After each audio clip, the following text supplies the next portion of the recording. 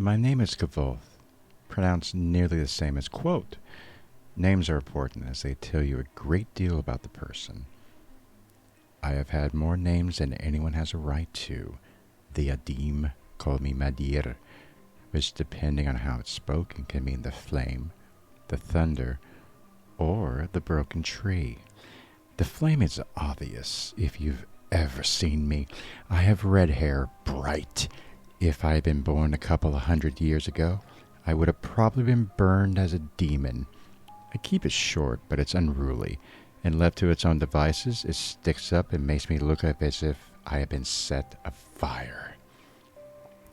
The thunder I attribute to a strong baritone and a great deal of stage training at an early age.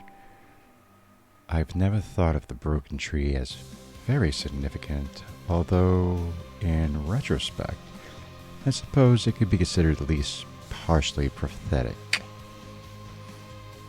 My first mentor called me Elir because I was clever, and I knew it. My first real lover called me Dulator because she liked the sound of it. I had been called Shadakar, Lightfinger, and Sixth String. I have been called kvothe the Bloodless, kvothe the Arcane, and kvothe the King Killer, and I have earned these names bought and paid for. But I was brought up as kvothe. My father once told me means to know.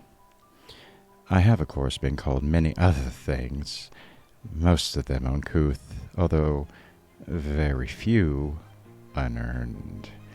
I have stolen princesses back from the sleeping Baro kings.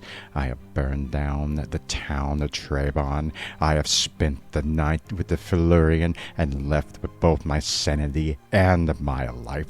I was expelled from the university at a younger age than most people are allowed in. I have tread paths by moonlight that others fear to speak of during the day. I have talked to gods, loved the women, and written songs to make the minstrels weep. You may have heard of me.